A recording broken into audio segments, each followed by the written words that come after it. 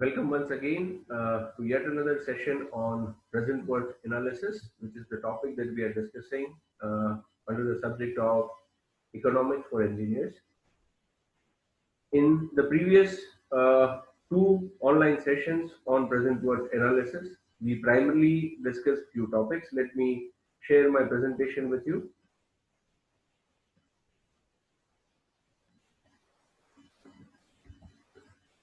We discussed about the basics of economic analysis. We discussed what present worth analysis is.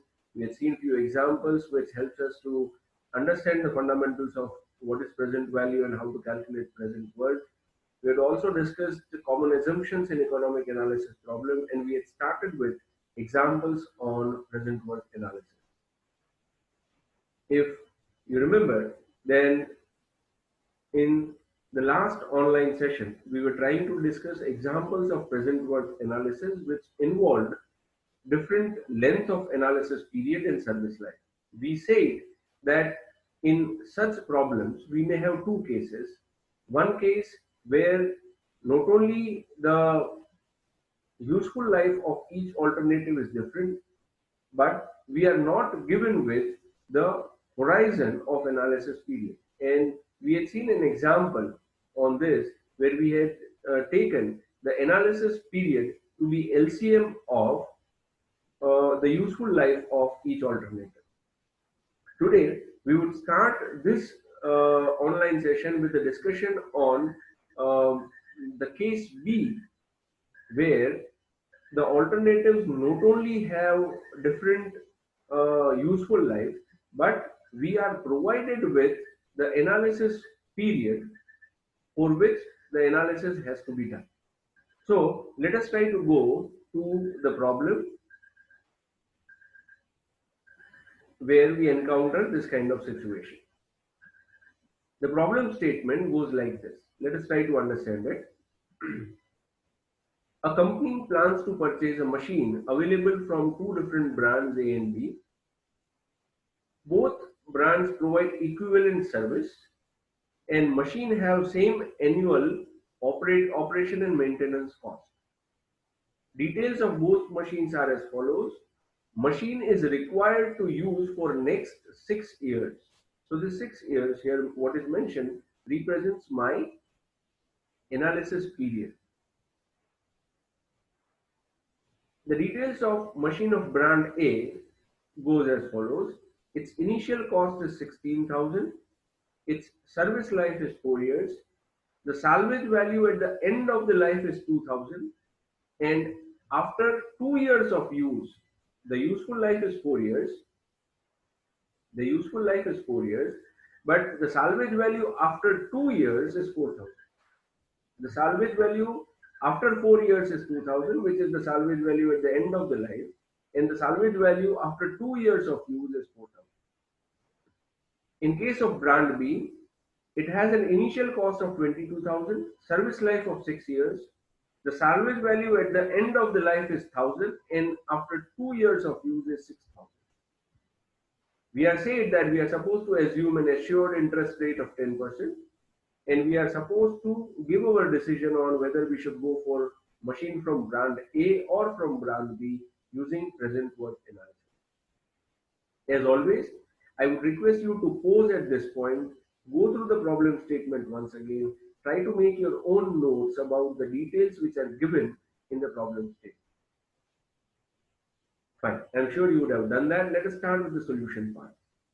Again, our common observation, as which was there in previous examples also, that both the brands offer equivalent service and hence my benefits are same. So the present worth analysis criteria that I would be using would be to minimize my present worth cost. Further, annual maintenance cost of both the machines are same and hence this is not required to be considered as a part of analysis. Analysis period given here is fixed, which is 6 years. Brand A has a service life of 4 years. It means that if I am going with brand A machine, I would require a replacement after 4 years. Whereas brand B has service life of 6 years, it means that it would not require a replacement, right? Because brand A requires a replacement after 4 years, and then the new machine is going to work only for 6 years because my total project period is 6 years. So the new machine which I install after 4 years is going to work only for 2 years. This salvage value would be useful to us. That is salvage value after 2 years of use. Right? Let us try to summarize the details that is given as a part of the problem. I have machines from two brands A and B. The initial cost, the purchase cost of the machine of brand A is 16,000, that of brand B is 22,000. The useful life in years is 4 and 6. The analysis period, what is given, is 6 years. The salvage value of brand A machine at the end of the life, EOL, end of life, is 2000, which is mentioned here. And after 2 years of use, it is 4000, which is given here. Salvage value of brand B is also given, but we would not be required to use these values because the service life of brand B machine is 6 years and the project life is also 6 years. My analysis period is also 6 years. So there is nothing like the salvage value uh, for which I have to use. Yes, I would certainly be making use of the salvage value of rupees 1000 at the end of the life, right? I would not require any replacement so far as machine B is concerned, and I assume that my interest rate as given is 10%. Fine. Let us try to consider this. Let us try to calculate the present worth cost of brand A and brand B. So far as brand A is concerned, the initial purchase is 16,000, so the present value is 16,000 itself. Then I have to purchase it after 4 years. So again, assuming that inflation and deflation are not considered in economic analysis at this point of time, our cost of machine after 4 years would remain 16,000.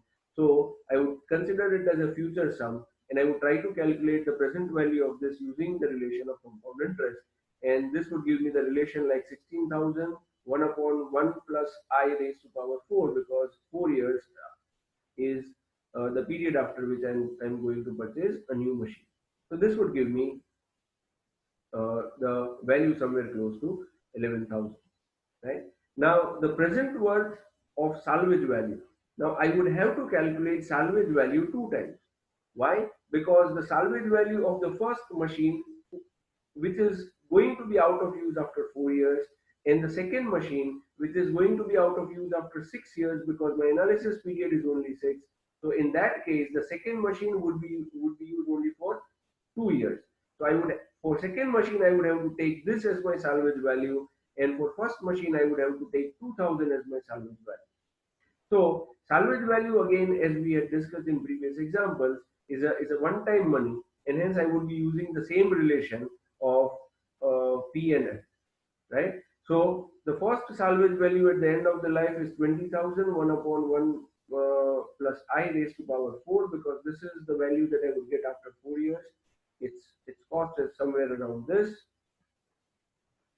and after 6 years I'm going to get a salvage value by because of machine 2, and this is 4000, but it is at the end of 6 years, so this would be the relation that I would have, and it would give me the value somewhere close to 2000.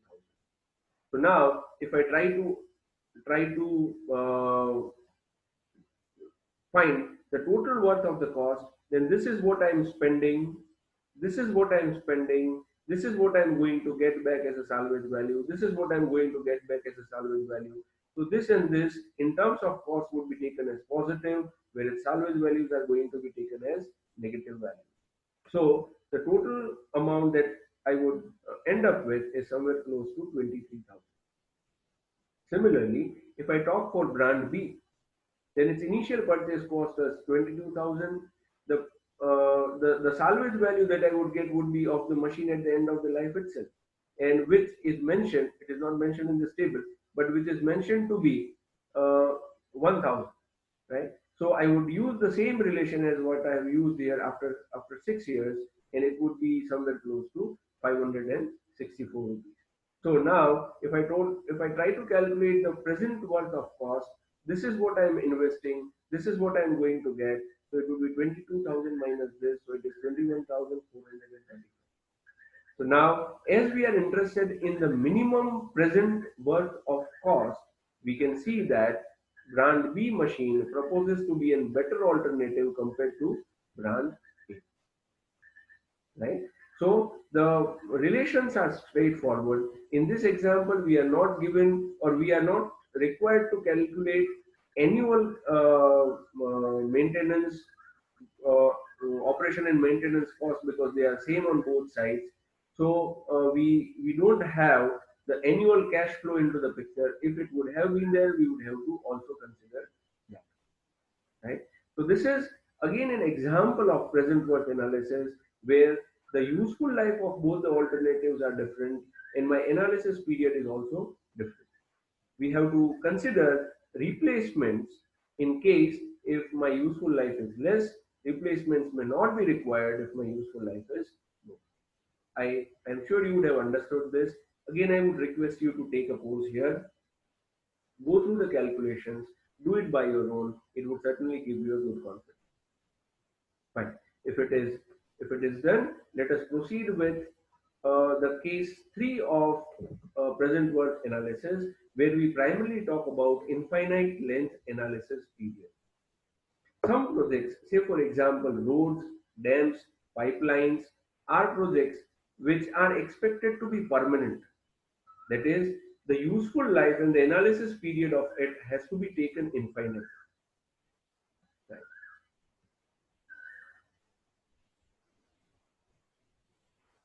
The in present worth analysis, this is uh, talked or popularly called something what we call it as capitalized cost. What is a capitalized cost? Capitalized cost is the present sum of money that would need to be set aside now at some known interest to yield the funds needed to provide the service indefinitely, that is for infinite duration, right? What the point is that the interest received on the money set aside can be spent, but not the principal. Let me give you an example of this, right? Let us say that some projects requires an annual maintenance or some a project requires an annual operation and maintenance cost of capital A. So capital A becomes my annual cash flow, and I'm interested to identify the present sum for which is equivalent to this annual cash flow given the interest rate I and number of years. Now if you try to see this relation which we have used previously also, now the problem comes is that my analysis duration is infinite, so this n is primarily infinite. So how to use this relation? In fact, the relation becomes very much simplified if I try to put the limit of n to be infinity, right? Let us try to say that we have this relation because I want to put n as infinity. Let me try to divide numerator and denominator both by 1 plus I raised to power n. So what I would get here? I would get here 1 minus 1 upon 1 plus I raised to power n divided by I. Now, if n tends to infinity, what would happen? What would happen is that 1 upon 1 plus I raised to power n would tend to 0. So, in the numerator, what would be left would be 1. In the denominator, what would be left would be equal to I.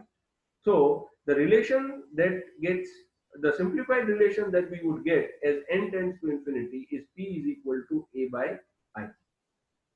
So A is the amount available every year with capitalized cost of P. It means that if I am investing P at an interest rate of I, every year I would get as an interest amount A, which I can spend. Mark the last line here. This amount I can spend without any change in the principal amount, right? Maybe the concept would become more clear as we go ahead with the examples based on this, right? So let us try to take an example. The problem statement says that how much money should one set aside to pay rupees 50,000 per year is a perpetual maintenance of a plant assuming 4% interest rate. For perpetual maintenance, the principal sum must remain undiminished after the annual disbursement is made. This is what is the fundamental of capital cost. The fundamental of capital cost says that the principal amount, the amount that I invest as a capital cost should not change. All the expenses should be covered from the interest that is generated from that amount. So here, what is the requirement? The requirement is that we need an annual amount of 50,000. Interest rate is 4%. How much amount should I invest so that perpetually I would be able to get 50,000 every year? So, if we talk on the part of the solution, the word perpetual means never ending. It means that my analysis period is basically infinite.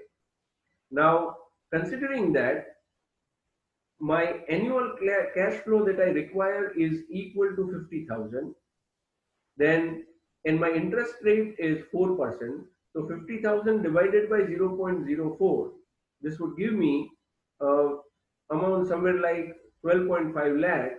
So if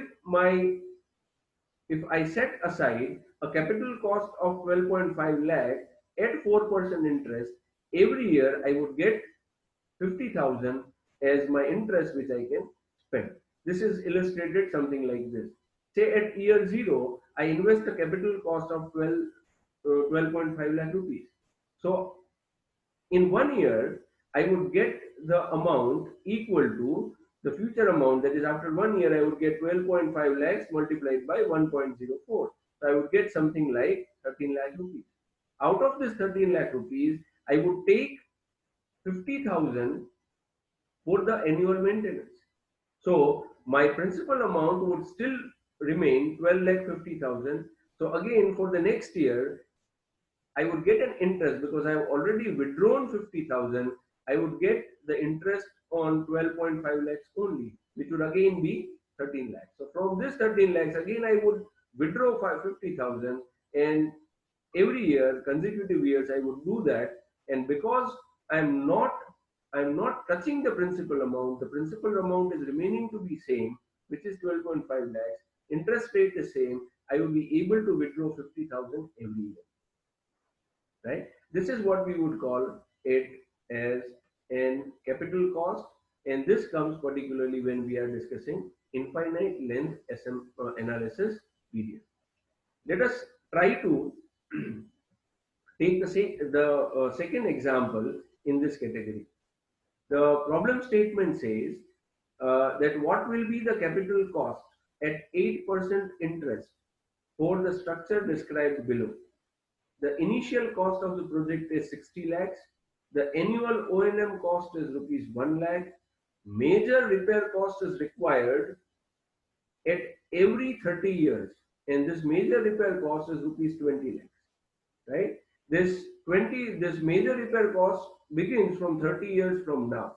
Right? It means you can take an example that we are trying to construct a road whose basic initial cost today is 60 lakhs. It requires an annual maintenance cost of rupees 1 lakh, and it requires a major repair cost at interval of every 30 years, and this costs somewhere around 20 lakh rupees. Right? Let us try to go for the solution for this. Right? As we are asked with the capital cost, it primarily means that my period of analysis is infinite. Let us try to understand this in terms of a cash flow diagram. My initial cost, which I am supposed to spend, is 60 lakhs. Then every year I am supposed to spend 1 lakh. This amounts are in lakhs. Every year I am supposed to spend 1 lakh. At every 30 years, I am supposed to spend additional amount of 20 lakhs. So 1 plus 20. So at year 30, at year 60, I will be spending 1 plus 20, that is 21 lakhs. One goes towards annual O&M cost and 20 lakhs for the major repair cost. So this is how I would have the cash flow for infinite duration. Right? We would be able to handle this situation better if we can represent this amount of 30 lakhs in terms of the annual cash flow. That is, if the major repair cost can be represented in terms of annual cost rather than at every 30 years, the problem can be relatively simplified. How we can do this? We can actually, what is being proposed is something like this. Rather than having this 20 lakhs at every 30 years, we say that every year, what would be its equivalent annual cost? So now, I already have one annual cost of 1 lakh rupees. And on the other part, I say that I have an additional annual cost of X, which towards the end of 30 years would give me 20 lakh rupees. Right? How we can calculate this? This can be easily calculated from the relations that we know of A and F. If I say that at the end of 30 years, I need a sum of 20 lakhs, then this is equivalent to what annual cost, then this relation helps me to get this. Right? So if we try to see this, I need a future sum of 20 lakhs. My interest rate is 8% as mentioned, and this is the formula that I'm supposed to use. My number of years are 30. It means that 20 lakhs of cost at every 30 years is equivalent to 17,654.86 as annual cost, right? So my X in this case comes out to be equal to somewhere close to 17,000. Now, why this makes our problem easy? Because now if you see in the cash flow, what I have to handle is only the annual cost. And I have to find the present worth of annual cost from this, right? Let us try to see this.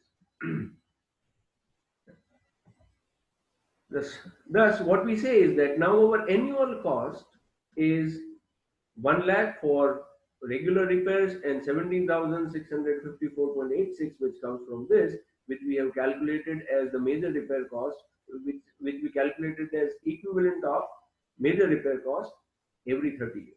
So my annual cash flow is this. Now, if we try to calculate the present worth of cost, then my initial cost is 60 lakhs. My annual cost, perpetual annual cost is somewhere close to 1.17 lakhs.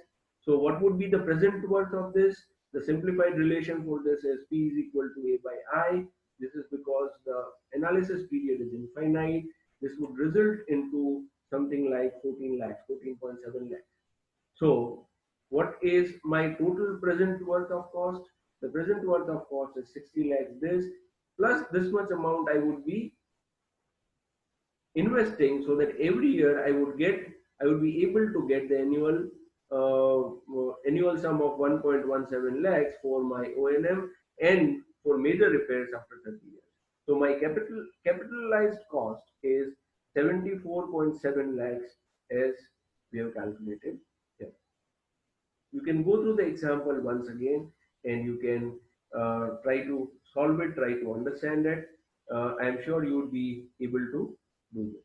These are some of the assignment problems that you can solve. You already have a question bank on present worth analysis in terms of collections of MCQ. You can find plenty of numerical based questions in that. If you try to solve it, you would certainly get a good hand over it, right? This is all about present worth analysis that we are supposed to discuss. I'm sure you would have enjoyed and you would have understood the concept. Thank you for joining. Thank you very much.